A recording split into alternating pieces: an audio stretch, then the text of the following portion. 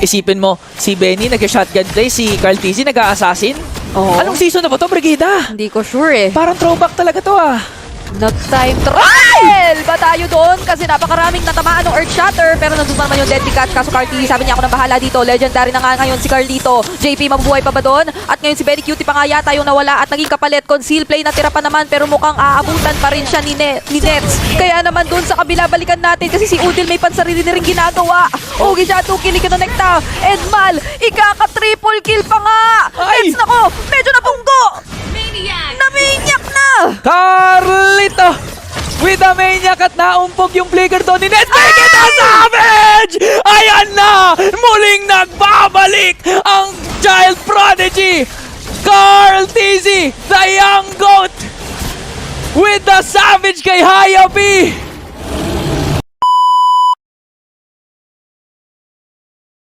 Sigurado ano ang particular nitong hero pool or choice of jungles dito ng Homeboys.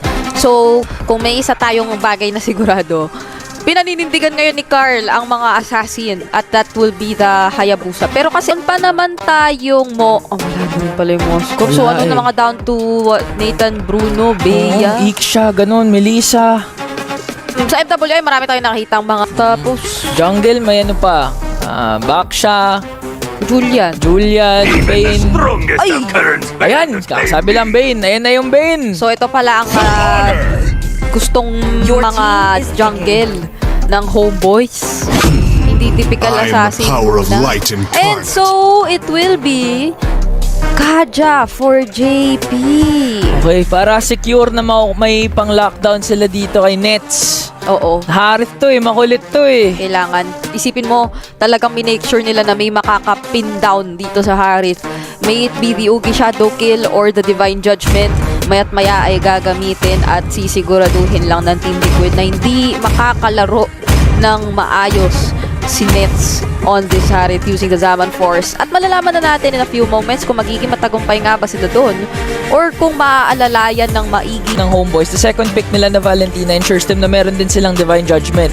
So pwede rin nilang ma-lockdown itong si Carl TZ with the Hayabusa. yun din. Oo. And even Benny, kapag nasaktuhan nila, pwede rin nilang i-allot dito sa Beatrix na possibly by the late game ay isa sa mga major or kumbaga i-counter-engage from Team Liquid. So far kasi napapaganda lagi or na uunahan ng Homeboys in terms of gusto nila mangyari rotation. Pero Wow! yung Divine Judgment, sabay mo pa ng Bennett's Rage pero may flicker out pa naman si Nets. Kaso nandoon naman yung Nightmare Spawn para tapusin yung kanilang sinimulan. Pero meron yatang gustong mangyari at bawi na mangyari nga dito ang Homeboys. Unay papasok with the Primal Wrath pero sasaluhin yung Ogi Shadow Kill. Oh, Carl TZ ngayon, simalang to sa punteria head pero makakataas pa naman. Penalty zone coming in from Yaya. Makaka-double kill na si Carl TZ with the Hayabi and Sanford comes in with the Earth Shatter. Naku po, para makakaapat sila dito. Naka-triple kill pa nga si Carlito. At napakaagap umakyat doon ni 4D para alalayan ang kakalain mo na talaga namang kahit hindi na to nakayujok, mababagalan siya ng onte. Hindi. Susunod pagdalaw ni Sanford kasi alam natin yung edit na yan, ang bagal niya maglakad eh. Pero umabot eh. Umabot siya. Ay, ano kaya yung naging marker niya na okay, akyat na ako pero penalty zone, ikinumit na dito. At yung si JP ang unang makawala din, i-catch na doon na rin pero Bennett Trey Carl! pinagsasasalo din ng mga miyembro ng Homeboys. Tapos may Ugi Shadow Kill pa namang natitira kaya may double kill pa dito si Carl TZ. At isa na namang triple kill pala ang kanyang ipapakita. Ayan na naman yung trademark plays na pinapakita ng TLPH. Pag may objective, i-bait out lang nila yung turtle.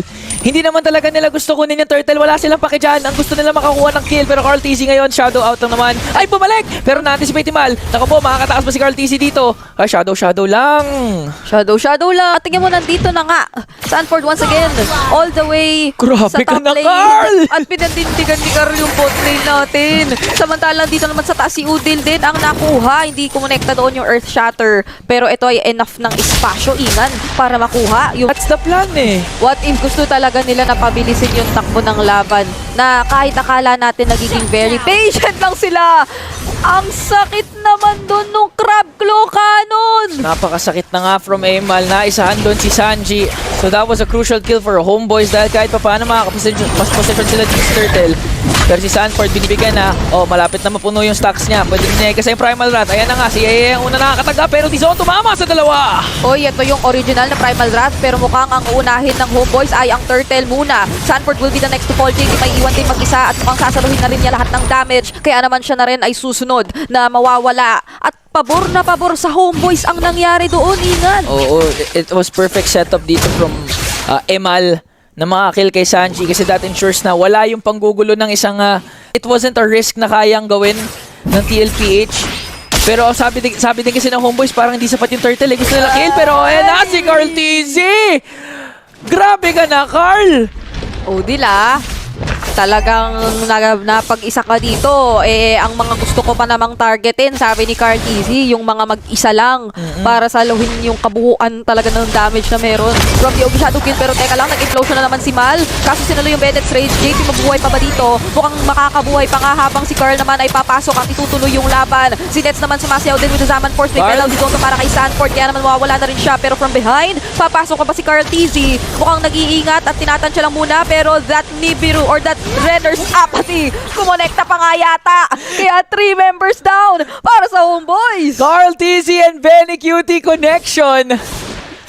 The sniper to the shuriken of Carl TZ. Tutumba si Yeye. Yeah. Isipin mo, si Benny nag-shotgun play, si Carl TZ nag-a-assassin. Oo. Anong season na ba to, Brigida? Hindi ko sure Parang throwback talaga to Nag-time trial ba tayo doon? Kasi napakaraming natamaan ng Earth Shatter. Pero nandun pa naman yung Deadly Catch. Kaso Carly, sabi niya ako nang bahala dito. Legendary na nga ngayon si Carlito. JP, mabubuhay pa ba doon? At ngayon si Benny Cutie pa nga yata yung nawala at naging kapalit. Conceal play, natira pa naman. Pero mukhang aabutan pa rin siya ni Nets. Kaya naman doon sa kabila, balikan natin. Kasi si Udil may pansarili na rin ginagawa. Ogi siya, 2 kill, ikinonekta. Edmal, ikaka-triple kill pa nga. Ay! Nets, nako, medyo nabunggo. Namaniac na. Carlito! With a maniac at naumpog yung flicker doon ni Nets. Make it a savage! Ayan na! Muling nagbabalik ang child prodigy! Carl TZ, the young goat! With the savage kay Hayabi! Oh my God, Carlito! Ayun, kita mo si Carlo. At saka tingnan nyo, 16-0-2. Grabe! Ay na yung Divine Judgment ni JP! And this is making all the difference kasi hindi pa tumama sa kahit sino yung penalty zone. Kaya naman mawawala na doon si Yetri at ngayon binuhusan pa sila ng Nibiru's Passion. Double kill para kay Benny Cutie. Zaman Force, ginamit na rito ni Nets. Pero kakayanin ba niya to? Carl TZ, shutdown! Pero merong Renner's Apathy na hindi ko konekta. Udil, magtatangka pa nga yata. Kinopia doon yung Dominator's Descent. Pero that's all that he can do kasi medyo tumotore na yung ibang miyembro ng Team Liquid. Minions, may clear naman dito nila Udil pero maihila nila si Nets. That's gonna be a killing spree from Benny Cutie. May minions sa gitna, clear nila yung turret. Si Udil na lamang ang natitira.